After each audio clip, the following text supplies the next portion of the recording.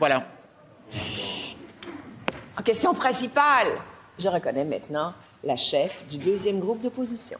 Merci, Madame la Présidente. Je veux remercier la Première ministre pour le dépôt du projet de loi. Gaby Renaud, je sais à quel point elle est préoccupée par la situation des Québécoises.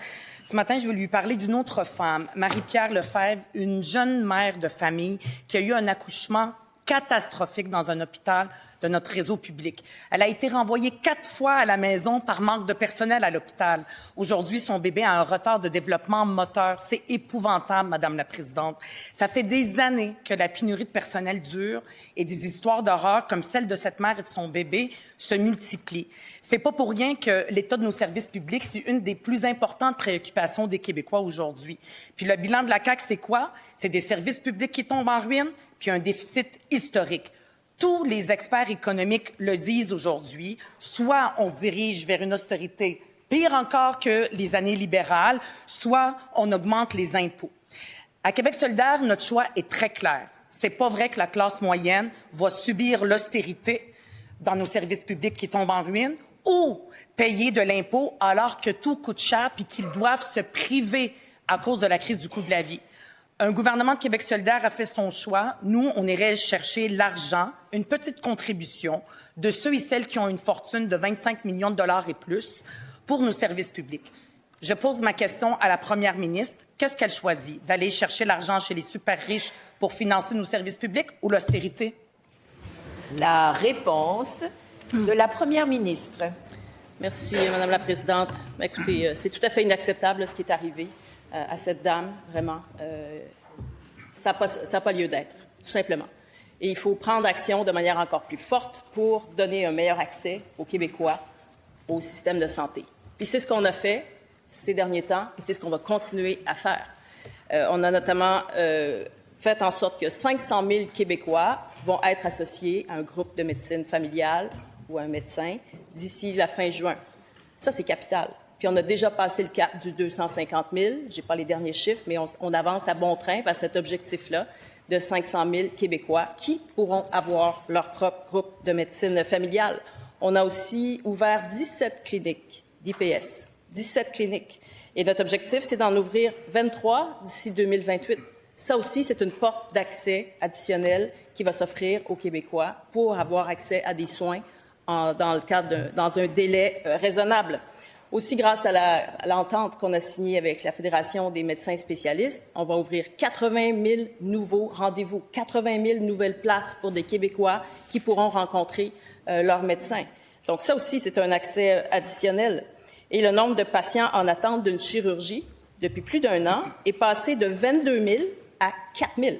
22 000 à 4 000. J'avoue, c'est pas encore optimal, c'est pas encore l'atteinte du fil d'arrivée, mais on a fait un grand pas en avant avec notre approche. Puis d'ici 2 ans, on vise à ce qu'il y en ait moins de 1000 qui soient sur cette liste-là.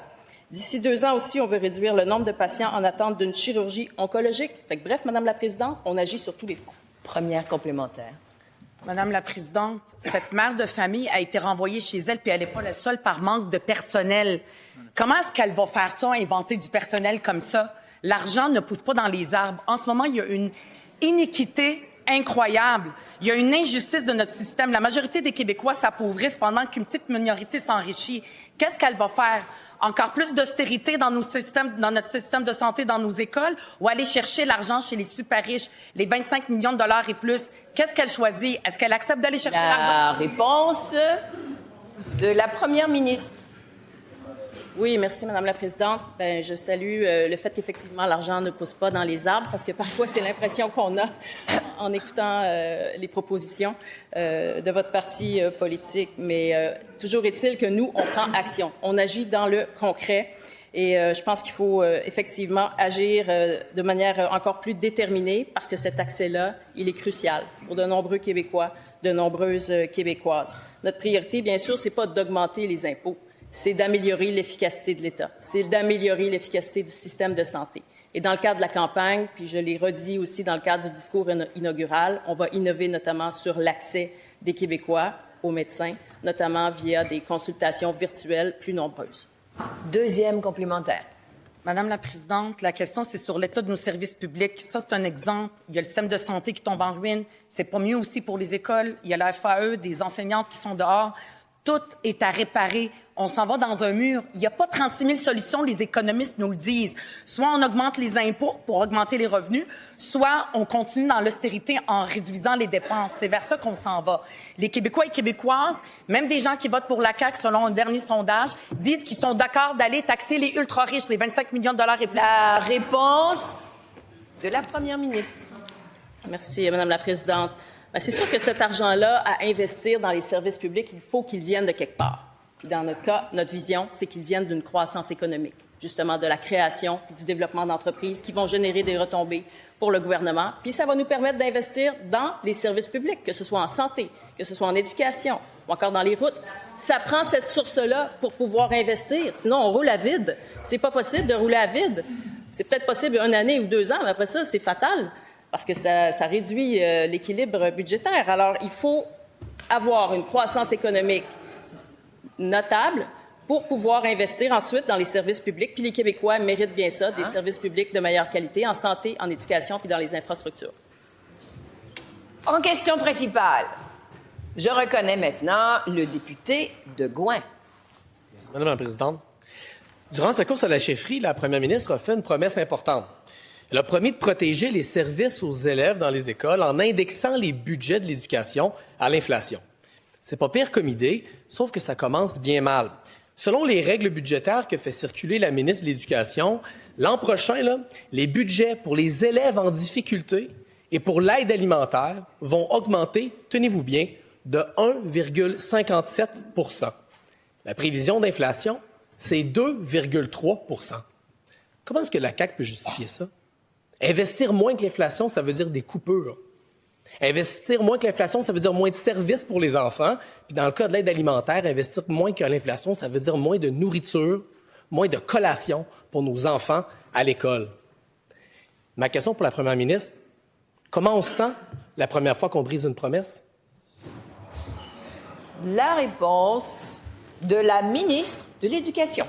Oui, Madame la Présidente, chaque fois que mon collègue, d'ailleurs, on va avoir le plaisir et le bonheur de passer 5 heures ensemble aujourd'hui pour les crédits, donc on pourra discuter des budgets abondamment, mais chaque fois que mon collègue se lève de l'opposition et se lève avec beaucoup d'affirmations pour affirmer quel est le budget de l'éducation cette année. Voici les chiffres qu'il a affirmés. 1 1,57 2,2, 3. Alors, à un moment donné, il va falloir qu'on puisse comprendre comment les budgets d'éducation fonctionnent. Le chiffre d'augmentation de cette année pour l'éducation est de 3 Madame la Présidente.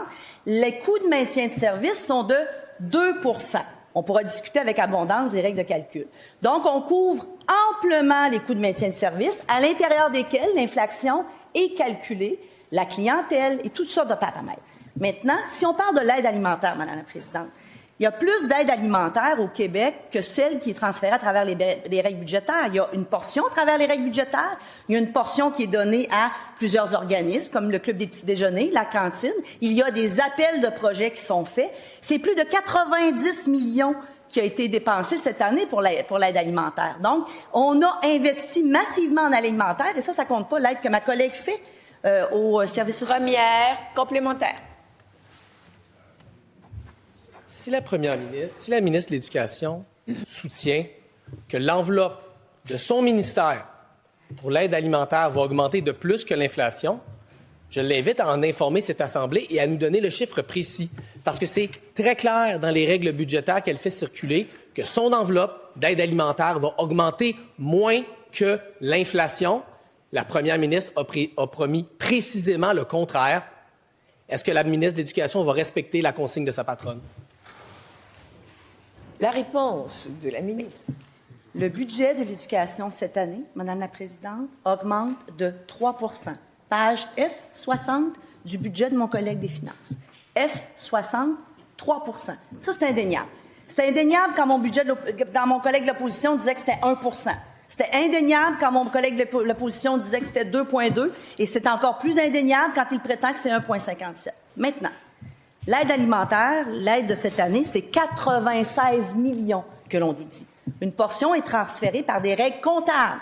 Des règles comptables qui sont les règles budgétaires, qui prennent une multitude de variables pour transférer de l'argent, c'est-à-dire, entre autres, la clientèle, etc., mais il y a une multitude de variables. Et il y a de l'argent qui vient aussi d'appel à projet, 96 millions cette année. Deuxième complémentaire. Madame la Présidente, c'est normal qu'on nomme plusieurs chiffres quand il y a plusieurs enveloppes et la ministre de l'Éducation le sait très bien. La promesse de la première ministre était de protéger les services aux élèves et que ces budgets-là, précisément, augmentent plus que l'inflation. Ce n'est pas ce qui est présenté dans les règles budgétaires de la ministre de l'Éducation. C'est un fait. Le document, je vais le déposer. Il sera maintenant public. La réponse de la ministre. Le fait indéniable, Madame la Présidente, c'est que depuis que la CAQ est au pouvoir, depuis 2018, c'est 62 d'augmentation que le budget de l'éducation a vu d'augmenter. C'est plus que l'inflation de toutes les dernières années. On a augmenté le budget de l'éducation de plus que l'inflation et cette année, le coût de maintien de service en éducation, qui inclut l'inflation, est de 2 il est augmenté de 3 Maintenant, on respecte cette promesse-là. Puis on est en discussion avec le Trésor pour voir comment les futurs gouvernements pourront s'engager également à respecter ça. Mais nous, depuis 2018, nous avons fait plus que l'inflation, Madame la Présidente. Et ça, bien, c'est indéniable. Et consentement pour le dépôt. Consentement.